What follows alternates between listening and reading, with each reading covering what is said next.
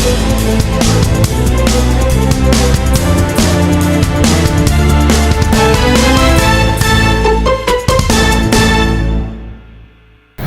के विभिन्न राज्यों से सॉफ्टवेयर के माध्यम से बल्लीबाई ऐप के निर्माण करने वाले और सोशल मीडिया पर विशेष समुदाय की महिलाओं को बदनाम करने के उद्देश्य से नीलामी करने वाली ऐप के कर्ता धर्ता इनकी लगातार गिरफ्तारियां की जा रही है। पूरे मामले में इंदौर शहर के साइबर एक्सपर्ट द्वारा बताया गया कि यह मामला सबसे पहले 3 जुलाई 2021 को सबसे पहले उजागर हुआ था, जिसके बाद 7 जुलाई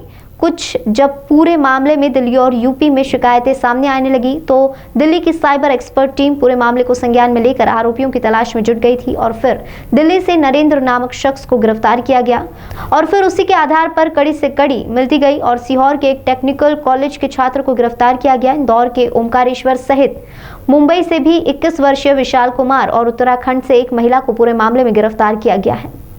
बुलीबाई जो ऐप है या फिर सनी डील्स ऐप है, अभी का जो जानकारी प्राप्त हुई है, इसके ऊपर जो दिल्ली पुलिस है पिछले जुलाई से काम कर रही है। ये सबसे पहले 3 जुलाई 2021 को इस तरह के शेयर किया गया था ट्विटर के थ्रू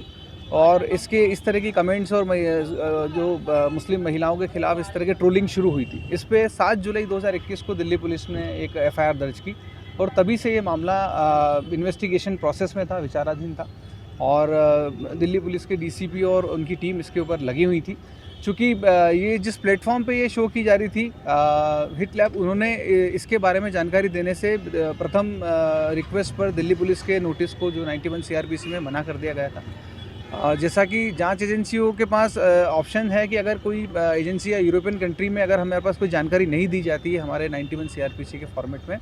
तो हम एमलेट के through, ministry of home affairs के थ्रू उनसे जानकारी मांगते हैं, जिसमें भारत सरकार उस देश की सरकार से रिक्वेस्ट करती है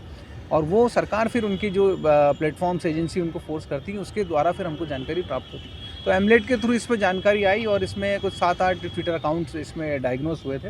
और ये सब आपस में कनेक्टेड थे और इन्हीं के थ्रू इस तरह की ऐप और इसके प्रमोशन किया जा रहा था। तो जो इंदौर से जो गिरफ्तारी हुई है उनमें भी उनके भी ट्विटर अकाउंट इसमें लिप्त पाया गया। इसके बेस पर दिल्ली पुलिस ने उनको IP लॉग और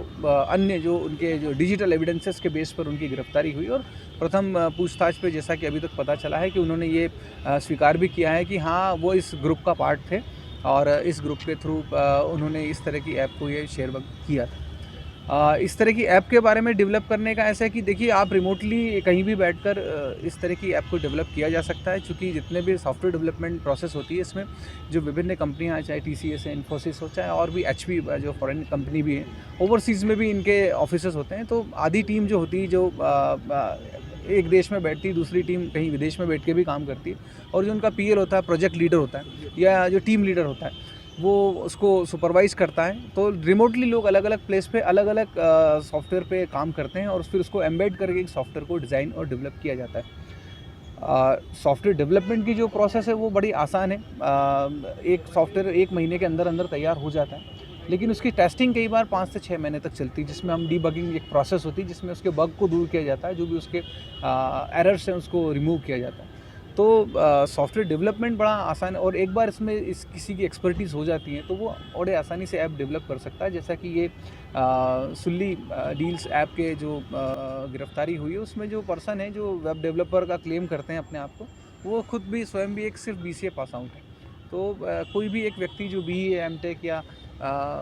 IITN है वो इसको आराम से डेवलप कर सकता है अगर उसकी किसी भी एप्लीकेशन सॉफ्टवेयर में या किसी भी प्रोग्रामिंग लैंग्वेज, स्क्रिप्टिंग लैंग्वेज में अगर उसकी एक्सपर्टीज़ है तो कोई भी व्यक्ति आराम से इस तरह की ऐप डेवलप कर सकता है। देखिए, जांच एजेंसियां जब किसी को गिरफ्तारी करती हैं तो पूरा कंफर्मेशन के बाद और हमारे जो साइबर की फील्ड में एक चीज़ कही जाती है डिजिटल फुटप्रिंट्स। जैसे कि हम कोई दूसरा अपराध करते हैं तो हमारी उंगलियों के निशान, हमारे पैरों के जूतों के निशान या कहीं हमने कोई वाहन यूज़ किया है तो उसके टायरों के निशान, वैसे ही जब साइबर में कोई केस इन्वेस्टिगेट होता है तो डिजिटल फुटप्रिंट्स के थ्रू जांच एजेंसियां अपराधियों तक पहुंचती हैं और अगर उनको डिजिटल फुटप्रिंट्स ये बताते हैं कि इनकी लिप्तता पाई है डायरेक्टली या इनडायरेक्टली, उसके बेस पर ही किसी की गिरफ्तारी होती है। केवल किसी के शक के बिना पर या किसी के कहने पर किसी की गिरफ्तारी नहीं होती। और डिजिटल फुटप्रिंट्स हम माने तो आपका IP एड्रेस, आपके घर के कंप्यूटर का IP एड्रेस, आपके घर के कंप्यूटर का राउटर का IP एड्रेस, आपके मोबाइल डिवाइस का IP एड्रेस, आपके मोबाइल डिवाइस का IMI नंबर, आपके कंप्यूटर का MAC एड्रेस आपका नेटवर्क सर्विस प्रोवाइडर का आईपी एड्रेस, आपके जो नेटवर्क सर्विस प्रोवाइडर कंपनी उसका आईपी एड्रेस, हमारे भारत सरकार, भारत के रीजनल सर्वर का या एशिया पैसिफिक सर्वर का आईपी एड्रेस, ये सारे डिजिटल फुटप्रिंट्स होते हैं और इनके थ्रू ही जांच एजेंसियां विवेचना में तह तक पहुंचती हैं। और इसलिए ये कहना उचित नहीं होगा कि बिना साक्ष्य के गिरफ्तारियां की जाती हैं। कहीं ना कहीं लिप्तता या ऐसे प्रूफ साक्ष्य मिलते हैं, उसके बेसिस पे ही गिरफ्तारियां होती हैं। जुर्म ये जितना भी जांच में पता चल रहा है कि जुर्म नहीं, लेकिन हमने स्वीकार किया है कि एक ऐसा कुछ 7-8 ट्विटर अकाउंट्स का उनका एक ग्रुप था जिस पर ये सुन्नी डील्स ऐप को उन्होंने जो प्रथम शेयर किया गया इसको, तो वो भी उसके एक भाग थे। अभी आगे और विवेचना होगी तो उसमें तो साक्ष्य और सामने आएंगे। दिल्ली पुलिस इस पर काम कर रही है और चूँकि पूरा वही लुक आफ्टर कर रही है इसको, तो आगे जल्द से जल्द सच्चाई आएगी और भी लोगों की लिप्तता इसमें सामने आएगी। ओमकारेश्वर ने बनाया था या उसने ऐसा वो करते हैं कि वो डेवलपर हैं और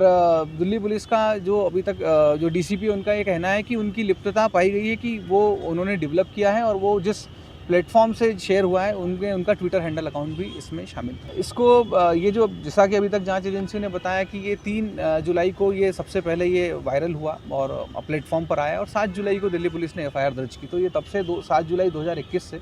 इसके ऊपर विवेचना इन्वेस्टिगेशन ऑन है और अब जाके ये गिरफ्तारियाँ और ये सब चीज़